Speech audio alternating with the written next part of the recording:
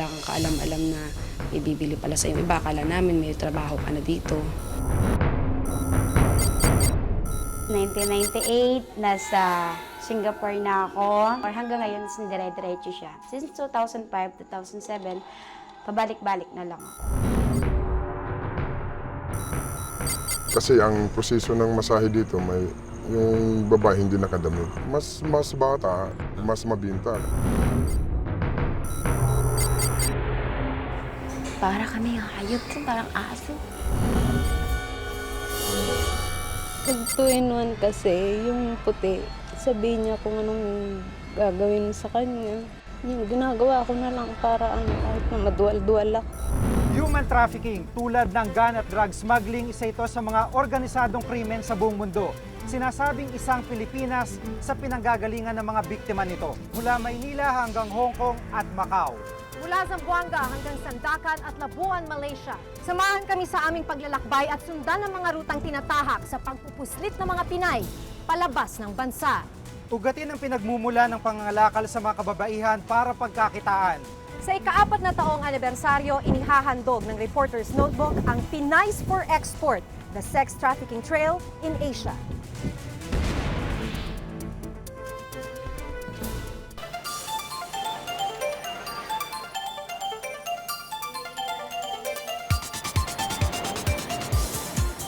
Isang paliparan sa mga kadalasang daanan ng mga taong papasok at palabas ng bansa. Pero isang sikretong nasa kamalayan ng lahat ang dito rin nagaganap. Pagpuslit ng mga kababaihang kinakalakal sa bentahan ng laman. Ito ang minsang naranasan ni Apple. Nasa immigration ka para makilala ka na ikaw talaga, naka-white shirt yan lahat. Tapos yung passport, may nakatatak din sa likod. Para palatandaan yun. Ayon sa United Nations, ang human trafficking ay ang paglabas sa isang biktima mula sa kanyang lugar patungo sa iba sa pamamagitan ng dahas o panluloko upang ilagay sa mapang-abusong kalagayan. Sa kabila ng seguridad sa airport, patuloy ang operasyon ng mga grupong nagpupuslit ng kababaihan. Iba't ibang tao manong sangkot sa tila lumalagong industriyang ito. Isiniwalat ng isang dating middleman sa pag-recruit ng mga kababaihan ang ilan sa mga modus operandi sa mga paliparan. Doon pa lang sa pilahan ng sa baggage pa lang, may naka-escort na sa amin. Ako sakaling 50-50, doon na sila kumbaga babarasuhin na nila sa loob. Siya na mismo nagdala ng passport namin tsaka ticket. Maging ilang tauhan ng immigration sa airport, kasabwat sa krimen. Bali yung immigration, meron ako napilahan doon na naglagay siya sa pinilapan kong papel doon sa likod. Kunyari in-offload niya ako tapos nilagyan niya ng number. Noong tinix ko yung number na yun, tinawagan ko, may taong lumapit sa akin. Ang laki ng hiningi niya, 7,000. Sa pag-aaral ng United Nations, mahigit 60% ng mga biktima idinaraan sa mga paliparan.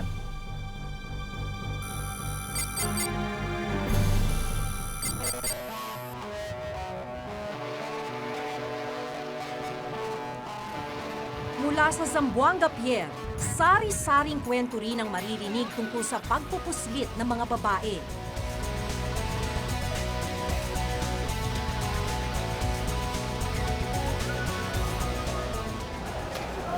Security check lang yung ginawa dito.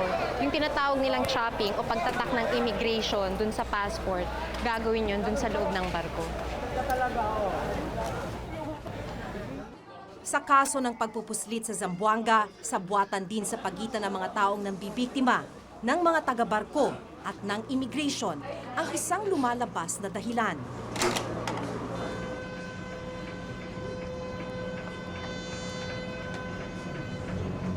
Sabi nila, sasakay na kayo ng Lunes ng tanghali. Pero gabi pa lang po, dinala na kami dito. Noon po tinitirhan namin, yun po kasi ang sabi ng nung nag-recruit po sa amin. Si Olive, ang kausap ng kanilang recruiter, kapitan daw mismo ng barko. Ayon sa kanya, Hindi sila humarap sa immigration. Ang nag-asikaso ng kanilang dokumento, mga tripulante umano ng barko. May kumuha po ng passport namin. Yun po ang nagpa-check. May binayaran po yun. Nung taong nag-recruit sa amin. Peke ang passport ng kaibigan ni Olive. Ito yung passport na pinaghihinalaan nilang peke. Unang-una, 2 weeks ago lang in-apply to, pero ang nakalagay dito na araw ng pinagkaulooban ay September 26, 2006. Yung passport ko, 2006 din in-apply o ibinigay ng DFA, pero yung passport number nagsisimula sa 2 T. Pero ito, yung passport number niya, HH.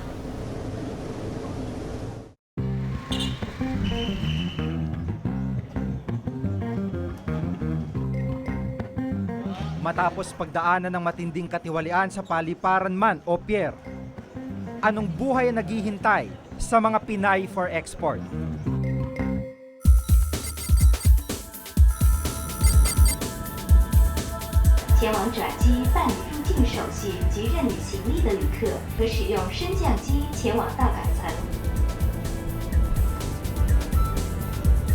Sumasalamin sa maunlad at matatag nitong ekonomiya ang mga nagtataasang gusali ng Hong Kong. Ikalawang tahanan na humigit kumulang 100,000 overseas Filipino workers.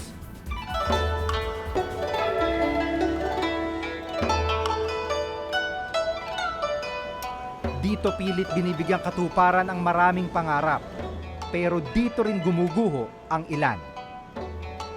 Itong Hong Kong nating nakilala, maganda, maunlad at takbuhan ng ating mga kababayan para sa trabaho. Pero pagkagat ng dilim, ibang Hong Kong ang aming nakita at nakilala. Isang Hong Kong na ginagalawan ng ilang mga sindikatong nananamantala sa ilan sa ating mga kababayan.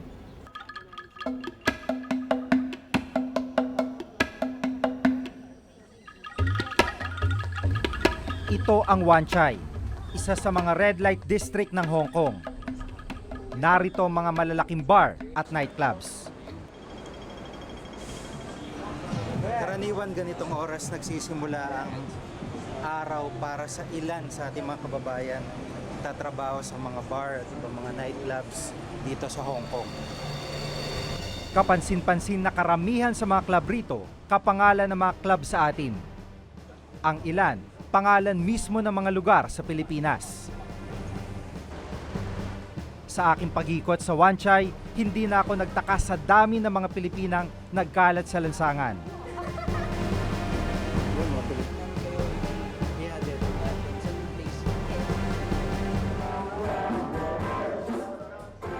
Sa loob ng bar na ito, puro dayuhan ang kasayaw ng mga Pilipina. Itinatago ng patay-sinding ilaw ang mga kamay ng parokyano na kung saan-saan humahawak sa katawan ng babae.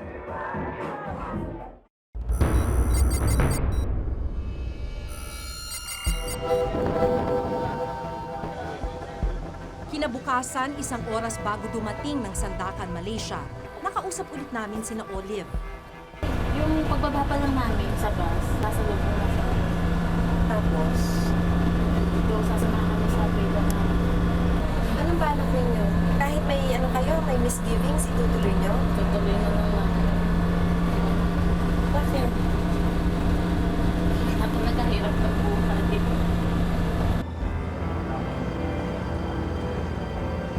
Pagdating sa pier sa Sandakan, nag-umpisa ng bumaba ang mga pasahero.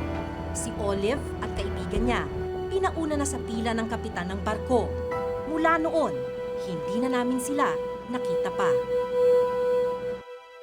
Yung puti, sabihin niya kung anong gagawin sa kanya. Yung ginagawa ko na lang para kahit na maduwal-duwal lang.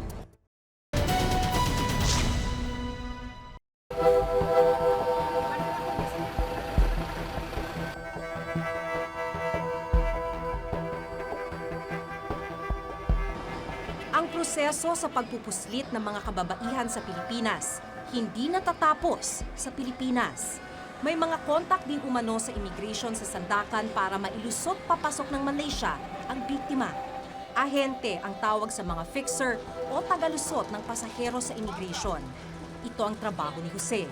Ang kliyente nila, mga may-ari ng KTV, bar at massage parlor. May sabihin na ng boss na hanapin mo yung taga-barko ng ganito ngalan niya. Tapos, yun ang yung turo niyang babae, yun ang babae namin. Ano yung bayad sa taga-barko? Bakit kailangan kahit sa barko may kontak ka? Kasi silang magbabantay. Ano pang ginagawa ng mga taga-barko? Sila mag-assist. Minsan, sila patulugin nila yung babae sa kwarto nila. Ayon kay Jose, bayad ang mga taga-barko na nag-alaga ng mga babae sa biyahe. Binibigyan sila ng boss. Kumbaga, mayroong 500 piso, isang ulo. Yan ang gagawin niya, magbantay lang siya sa babae sa barko. Kapag nakuha na ng mga ahente ang mga babae mula sa barko, ilulusot na nila ito sa immigration. Sino yung naghahatid sa counter? Kami mismo ngatid. Tapos, magngiti-ngiti lang yung immigration kasi magkapira siya. Ang binabayad namin noon pa lang service ng passport kung mga regular, noon is 20 ringgit. Hanggang sa tumaas ang ngayon 150 na. 200 pag na-hold ang babae, umabot na ng 250, 300, ganun na ang binabayaran. Paano mo malalaman kung sino yung immigration na kakausap? May contact na ba? May contact na yan kami. Contact namin, parang hindi pwede kami mag-contact ng dalawa o tatlo. Hindi pwede kasi magkakaroon ng gulo ba. Sa immigration din ilulusot ang mga baklas at flying passport o mga pasaporteng karaniwang pinapagamit sa mga biktima ng trafficking. Magkano binibili ang isang passport? Nababaklasin? Kung bago sa Zamboanga, nabili kami hanggang 2,500. Ang pagbaklas ng passport, isa rin sa mga racket ni Jose. Yung mismong papel. Kasi marami dito nagbabaklas eh. So pagandahan kami ng baklas. Isa lang daw sa palatandaan para malaman kung baklas ang isang passport. Una, gagalawin mo rito para malaman kung maghihiwala yung papel. Tapos isa pa, kukuskusin mo yung passport dito sa may tapat ng picture. Kukuskusin mong ganon. Kasi pag nakuskus mo, magmamarka yung papel na pinagbutasan sa loob dito sa harap. So pagka nagmarka na yon, malalaman mo na daw na baklas yung passport. Para Baklas na passport ang ginagamit para makalabas ng Pilipinas ang biktima. Flying passport naman ang paraan para manatili siya sa Sabah. Para saan yung flying passport? Yun yung parang yung mga tao, depende kung mayroong especially kung ang babae katrabaho sa club, hindi sila payagan ng boss nga mag-uwi sa Pilipinas dahil sa may utang pa. Pag sinabing flying passport, pasaporte lang ang bumabiyahe. Hindi na lalabas ng Sabah ang may-ari nito. Pinapadala sa barko yung passport, tapos parating sa Zamboanga, may tao rin kukuha doon sa barko, tapos idalhin sa bahay ng immigration, tapos patsapan ng departure, ng arrival sa Pilipinas. 600 pesos bawat pasaporte ang singil ng immigration sa Zamboanga para sa iligal na tatak. Ibabalik ito ng taga-barko sa Sandakan, susunduin ng mga ahente at patatatakan naman sa immigration ng Sabah. 300 ringgit ang singil sa bawat iligal na pagtatak sa pasaporte. Bakit kailangan ng isang babaeng nakakulong sa kasa ang isang flying passport? Ang babae, hindi nila alam yun. Ang boss lang nakakalam yun. Para hindi na mag-uwi ang babae, kaysa naman kung mapatay ang passport ng babae, mag-checking dito, mahuli ang babae, makasuhan din ang boss. Nagpatrabaho sa tao na walang passport.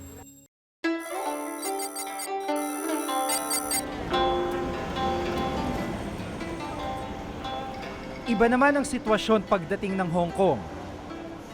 Dahil sinasabing hindi gaanong mahigpit ang proseso, madaling makakuha ng 14-day visa. Ang buong akala, turista ang bawat pumapasok dito. Bagay na sinasamantala ng mga illegal recruiter sa pambibiktima.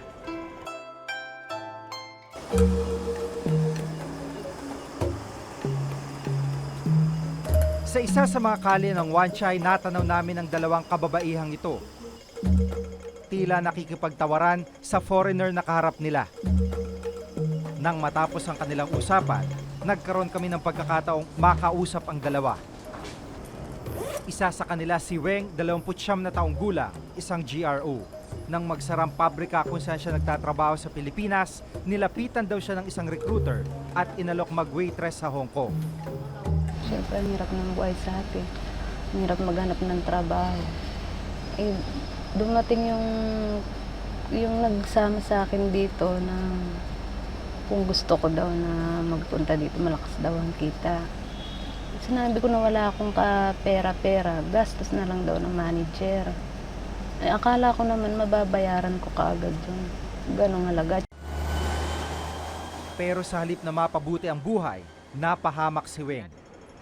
Wala siyang kamalay-malay na pagbebenta ng katawan pala ang darat na niyang trabaho sa Hong Kong. Pag may guest siya, yung nagsama sa akin, yun, sinasama niya ako. Pag 2-in-1 kasi, yung puti, sabihin niya kung anong gagawin mo sa kanya. Eh, syempre ako hindi ko naman gawain yung gano'n na magpaan sa ibang tao. Yung ginagawa ko na lang para kahit na maduwal-duwal ako. Hindi ko kaya yung trabaho dito, sabi ko. Sa mga bar na gaya nito, umaasa si Weng na ma-table ng guest. Sa bawat ladies drink na nagkakahalaga ng 130 Hong Kong dollars o 740 pesos, 50 Hong Kong dollars o 280 pesos ang napupunta sa kanya. Sapat lang na pantawid gutom para sa susunod na araw. Magluto kami ng umaga hanggang pag may natira kinabukasan, pwede pang kainin, kakainin namin. Kasi ako hindi naman ako kumikita. Pero obligadong ibayad agad ni Weng ang kanyang kita sa manager lalo kapag lumabas siya kasamang isang guest. Hindi pa man kasi siya nakakarating ng Hong Kong, ibinaon na siya sa utang ng kanyang recruiter at manager. 6,500 Hong Kong dollars o halos 40,000 piso raw ang kanyang dapat bayaran. Hindi pa kasama dito ang utang sa damit at sa araw-araw na upa at pagkain. Nalalaman din ng manager na nakalabas ka pala. Sabi niya, singilin ka, ibibigay mo na lang. Paano pag hindi ka nagbayad? Nagbubugtong siya, parang galit. Nagdadabog. Paano kung tumakas ka? Anong pwede mangyari sa'yo? Hindi ko alam kung paano tatakas. Wala pa akong nilalapitan dito. Yung nagsama sa akin dito, binabantayan niya ako. Lagi niya ako tinatawagan. Hindi pa bayad ng utang si Weng nang mapaso ang kanyang visa. Para makapagpatuloy sa pagtatrabaho, dinadala siya ng kanyang manager sa Shenzhen, China para mag-exit at makakuha ng panibagong tourist visa. Sabi nila hindi daw mahigpit sa China. Yun ang sabi, hindi ko naman alam. Sa sitwasyon ni Weng, tila nakatali ang mga kamay niya sa tinatawag niyang manager.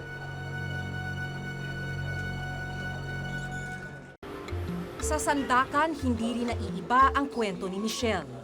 Pinangakuan siya ng 8,000 piso gabi-gabi bilang waitress sa KTV bar. Pero pagdating sa Saba, sa pilitang prostitusyon ang kanyang pinagsakan. Para kami ang hayop, parang aso. Pag may complaint pa yung customer na, ganun nga, hindi mo nagawang good yung trabaho mo. Kapag yung papagalitan. Kapag yung bibigyan ng fine. Swerte at nakaligtas si Michelle mula sa bangungot. Naglakas loob siyang tumakas mula sa massage parlor kung saan siya ibinenta. Gabi na yun, ina-out ako. Pagdating sa hotel na kung saan siya nandun, kuha siya ng room. Sumakay ako ng taxi. Alis.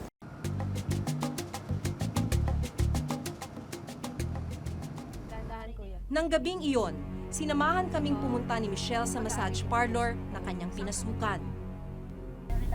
Yung relax center, sauna and steam bath. Yan ba? Diyan ka? Okay ka lang? Yun ba yon? Isang taon? May iba ka pa bang pinuntahan? Yun lang. Ang nakakabahala, yung mga tinuturo nilang mga lugar kung nasaan daw yung mga traffic women, nakapwesto sa mga lugar na tahimik, hindi mo aakalain na may mga ganong mga biktima sa loob ng mga gusali. Pinasok namin ang loob ng massage parlor at spa. Iba-ibang edad ng kababaihan ang aming nakita. Nasa 8 babae ang laman ng massage parlor nang kami makapasok. Lahat mga Pinay. Sa loob naman ng spa, maraming lalaking nakapila, pumipili ng babae. Ganyan lang. May nakaano na kabinet dyan. Kabinet talaga siya, parang lalagyan ng ano. May 16 years old, 17 years old dyan. May 18 din. Sana yun ang nakikita niyo. 16, 17? 17, 18. 17, 18? Dyan na sila nag-birthday, dyan na nag-dibo yung isa. Show up raw ang tawag sa pagpaparada ng mga babae sa tapat ng mga customer, ayon kay Michelle. Ang mga hindi napili, babalik sa likod ng kurtina. Dito muli silang papasok sa isang maliit na kwartong nakakandado. Muli na lang silang makikita sa susunod na show up. Nakilala rin ni Michelle ang isa sa mga lalaki sa video. Ayon sa kanya, ito raw ang kanilang amo.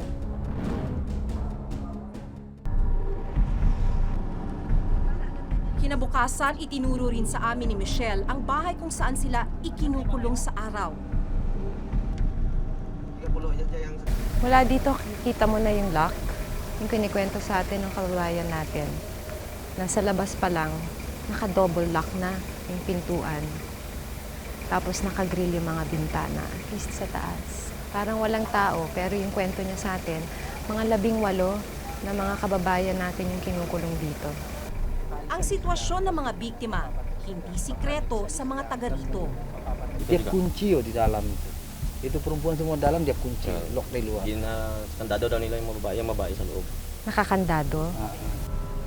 Kasusundo pa lang daw sa mga babae pagdating namin. Makabalikan kayo. Sinubukan niyo na po bang isumbong sa pulis?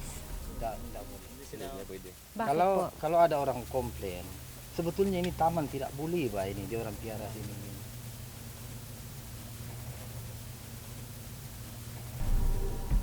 Kwento ni Michelle, makalalabas lang kung may customer, pero may bantay, bawat punta at paglabas ng hotel. Kailan na lang pahinga? Wala. Pagka may mens ka. Araw-araw? Mistulang preso nga raw ang buhay ni na Michelle. Pero lalo pang pinabibigat ng kalbaryong ito ang problema kung kanino sila hihingi ng tulong. Mismong mga pulis, kasabwat umano ng mga may-ari ng kasa. Bakit nasasabi na malakas yung puso? Kasi sa lahat na na pinakamalakas man na chicken, pinakamalakas, lagi sila nakakalusot. Pagka aakyatin yung lugar na yan ngayon, alam na nila. Tatago na kami kagad, lilipat na naman kami ng sasakyan, tapos lilipat ng lugar. Tapos pag akyat ng i-raid na yung lugar, wala na kami. Tapos lit na lahat. Sa katunayan, marami raw sa mga kliyente nila ay pulis. May customer ka ba, pulis? Marami.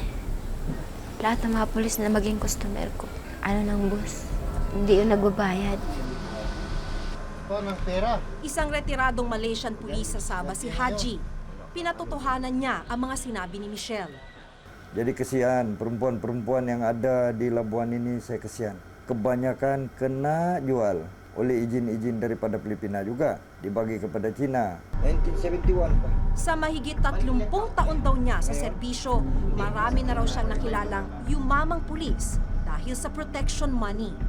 Yang aku tahu, mana-mana polis sajalah. Kalau pap memang tinggi dia bagilah. Kalau dia punya cap, dia punya pengetua, dia punya sarjan, mati-mati pun 1 bulan tidak larilah 5.000 atau 10.000. Bukod dito, kadalasan Pinay din ang pinangreregalo ng mga may-ari ng bar sa mga pulis. At sa mga panahong hindi makapagbigay ng pera ang mga may-ari ng bar sa pulis, raid o hulihan ang nangyayari. Sa mga ganitong panahon, kinakailangan tubusin ng may-ari ng bar ang kanyang mga babae isa-isa. Tidak kira, kadang-kadang kalau polis cakap 1.000 satu orang, biasa 1.000 satu kepala, satu orang 1.000. Isang taon ang tinagal ni Michelle sa kasa. Malaya man daw siya ngayon, di pa rin siya makauwi. Walang pamasahe, walang pasaporte, wala ring kinatawan ng Pilipinas para mapagsumbungan o malapitan.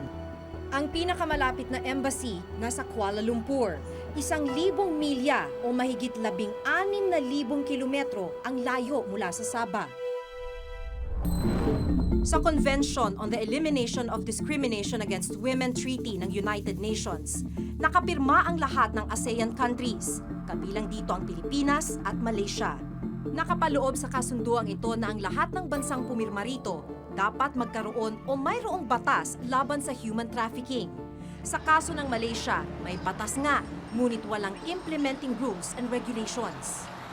Na dapat kanilang sinusunod yung UN Protocol on Trafficking at kanilang i-ratify ito at sila ay mag-enact din ng mga batas na consistent sa UN Protocol on Trafficking na nagpaparusa sa mga bumibili ng traffic persons at gayon din yung mga nagbebenta sa kanila pero nagpoprotekta dapat sa mga victims.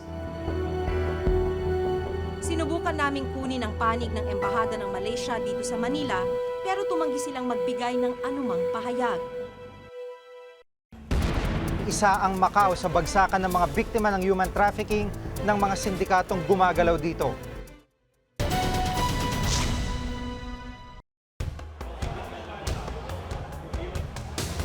Bukod sa Shenzhen, China, isa rin ang Macau sa mga ginagamit na exit point kung saan tumatawid ang mga babae para makakuha ng panibagong tourist visa.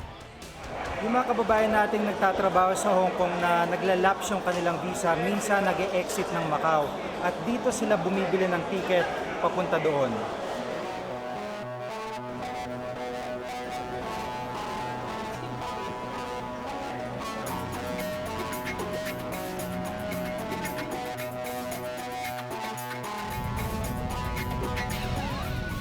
Na yung Macau, naabot din ng may isang oras yung biyahe.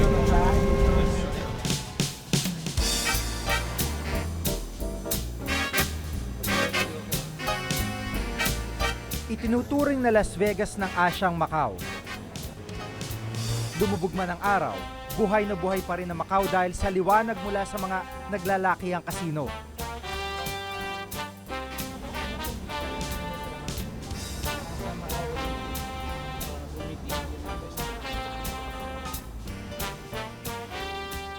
Bukod sa mga kasino, dikit-dikit din ang mga bar at nightclubs.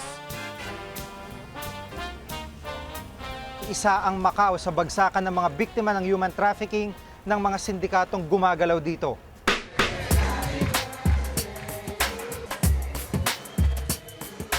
Sa loob ng isang bar, nakita namin ang mga babaeng gumigiling sa saliw ng musika na tila ng aakit ng mga parokyano.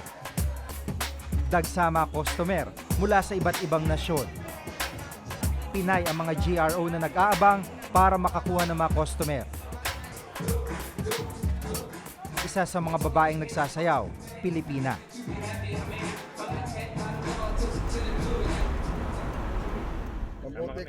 Dito sa Macau namin nakilala si Lim na para sa ilan ay isang illegal recruiter.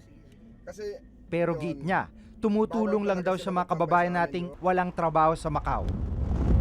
Minsan na may tumatawag sa akin, nalalaman nila yung number ko na padala daw siya ng kumpare mo. Yung ganun, yung minimit ko na lang sila sa airport, katapos nagbibigay sila sa akin ng identity kung paano kami magkakilala. Ang kalimitan na papasukan nila dito is sauna. Sauna bath, yun yung mga napapasukan nila. Yung iba naman, dito yung sa ngayon, yung nakikita ko, yung parang dito lang sila sa mga bar, nagtatambay. Pero aminado si Lim na sinusuri niya mga babaeng ipinapasok niya sa mga sauna. Siyempre, ang una, ang kina-quality mo, yung katawan nila, yung walang mga kalmot, kasi sauna yun eh. Katapos yung tawag nito, yung edad nila. So mas bata, mas maganda para sa inyo? Mas bata, I mean, yun ang medyo mas mabenta. Nauwi rin daw sa persahang bentahan ng laman ng serbisyong inaalok ng mga babae sa sauna. Kasi ang proseso ng masahe dito, yung babae hindi nakadamit. Yung naka-nighties, ganun, parang naka-see-through. Siyempre nakikita ko yung mga babae, may mga dalang kondom. Kaya po. So, sa akin, pag alam, siyempre, anong gamit ng kondom kung wala silang serbisyo na ganun. Para tuluyang matuldukan ang human trafficking, dapat putulin ito sa ugat ayon sa konsulado. Malaki din ibig sabihin responsibilidad doon sa source sa atin. Kasi nga kaya kung sana'y foolproof yung pagpapadala doon mula sa pinanggalingan sa atin sa Pilipinas ng mga dito ay wala tayong magiging problema. No? Ang lahat ng problema sa Pilipinas daw nag-uumpisa. Git ng Bureau of Immigration, binabantayan naman nila ang problema. Pero mahirap daw talagang harapin ang issue ng trafficking. Yung aming tungkulin ay i-regulate yung aliens or aksyonan yung mga alien na nag-human trafficking, hindi Pilipino. But a lot of our people are at risk also for offloading a person dahil sinasabi nila may right to travel kami under our constitution.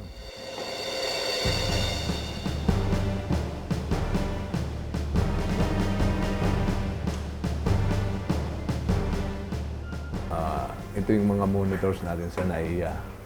Nakikita rin ho dito. Sa control room ng mga CCTV camera, ipinakita ni Commissioner Libanan kung paano nila minomonitor ang mga nangyayari sa immigration section sa NAIA at Clark Airport.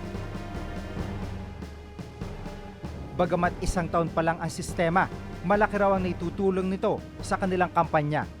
Ito ho ang ating counters doon sa Clark. Ito yung departure.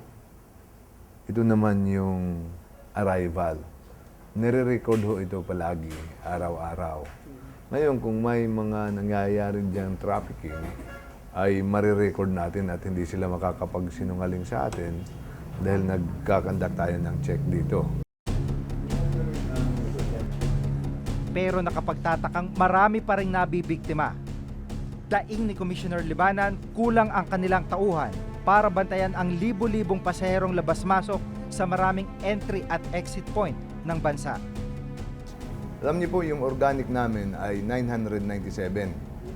Ang entry dito ng foreigners sa atin ay 5.5 million sa foreigners lang. Kulang ho tayo ng manpower, operational, at saka protection sa ating mga tao. Alam niyo po, yung mga gumagalaw dito ay mga sindikato ho.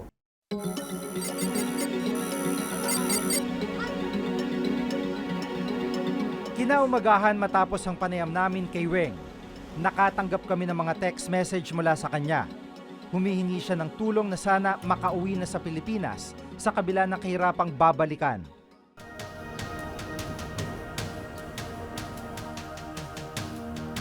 Agad naming ipinagbigay alam ang sitwasyon ni Weng sa konsulado ng Pilipinas sa Hong Kong.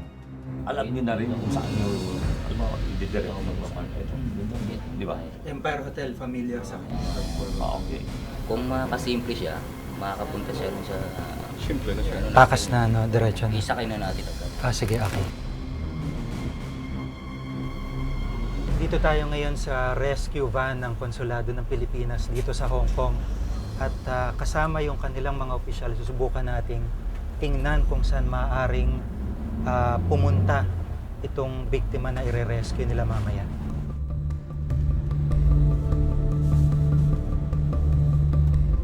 Paglubog ng araw, binalikan namin ang Wan Chai para tulungan si Weng. Dito tayo ngayon sa Lockhart Street at naroon sa van na naghihintay si Vice Consul Roque. Dito yung usapan namin nung isang biktima ng human trafficking para siya ay maitakas. At ang gagawin niya, lalabas siya dun sa isa sa mga bar na narito sa kalyeng ito para sumimple mula dun sa kanyang mga bantay. Yung van nung taga-consul na dun sa green, dun tayo sakay, diretso na. Tahimik at pasimple ang bawat galaw upang hindi mapansin ng mga bantay ni Weng. Pagdating sa apartment ni Weng, napansin namin ang bakal na gate, may high-tech na kandado. Hindi ito mapapasok ng basta sino. Wala ang bantay ng oras na yon, pero may CCTV camera rin daw sa loob kaya hindi kami makakapasok.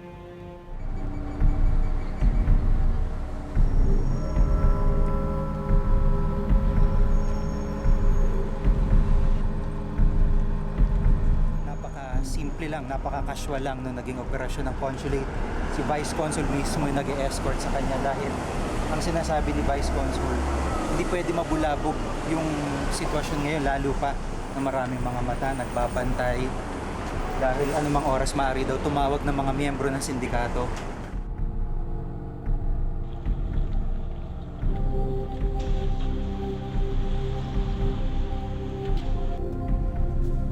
Matagumpay naming nakuha si Weng.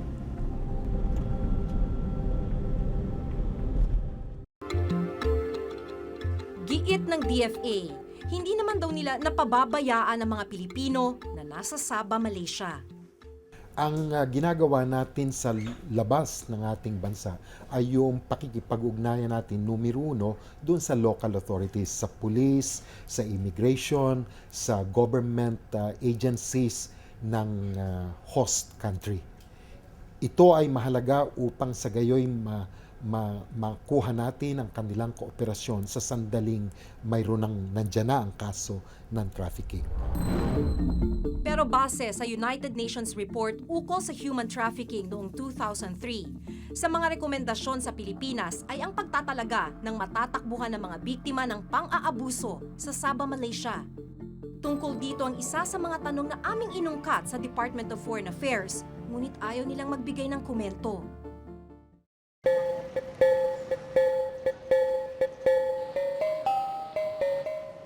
Mula dito sa Kota Kinabalu, mga 3 oras ang biyahe papuntang Labuan. Labuan yung tinuturing nilang sex capital ng Sabah. Kung sa Sandakan, sa Kasa ang bagsak ng mga biktima ng trafficking, dito sa Labuan, sa bar ang kanilang hantungan. Sa mahigit 40 bars na aming nakita, halos lahat ng mga babaeng nagtatrabaho ay Pilipina. Karamihan sa kanila ay biktima ng sex trafficking.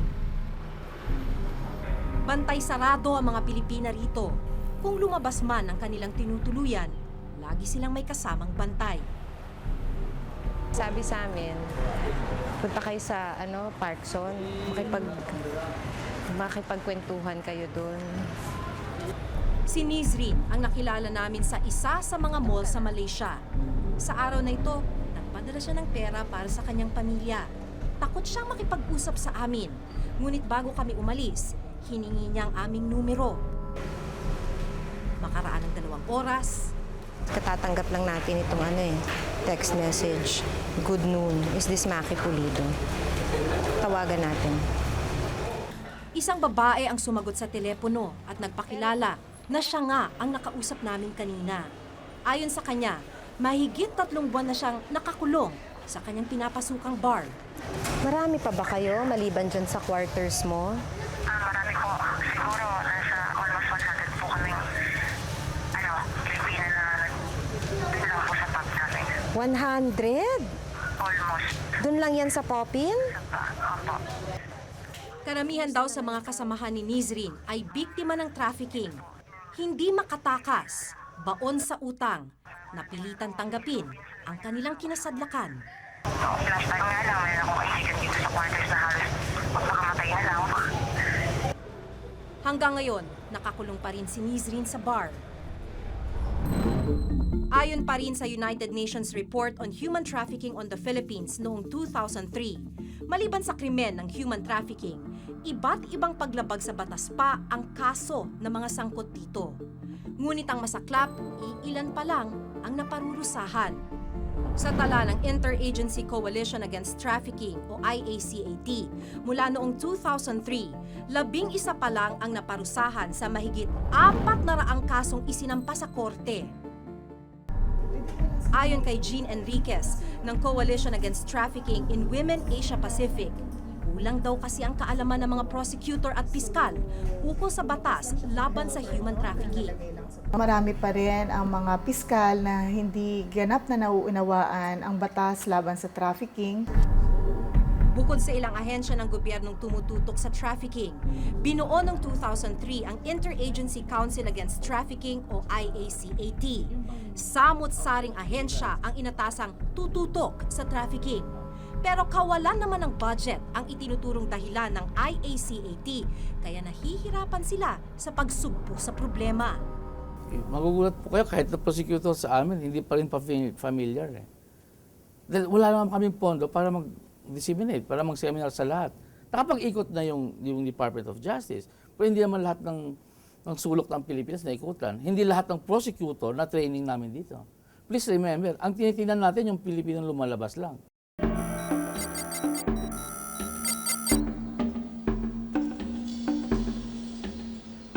Hindi may paliwanag ni Weng ang kanyang nararamdaman. Ito na kasi ang araw na babalik na siya ng Pilipinas. Ano nararamdaman mo ngayon? Masayang masaya. Huwag po kayo matakot.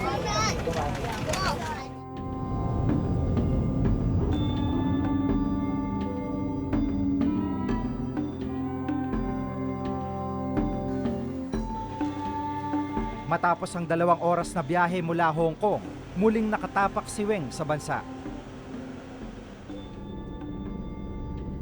Halos batakin ni Weng ang ilang oras na biyahe patungo sa kanyang probinsya dahil sa kasabikan na muling makita ang pamilya.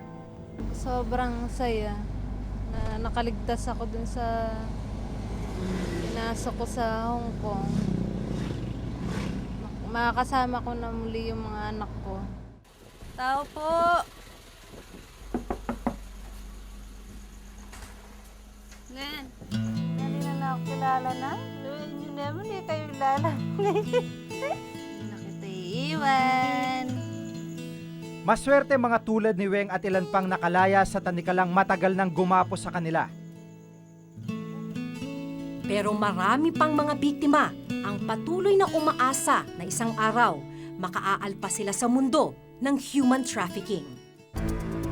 Ako si Maki Pulido. Ako si Jiggy Manikad at itong nakatala sa aming Reporter's Notebook.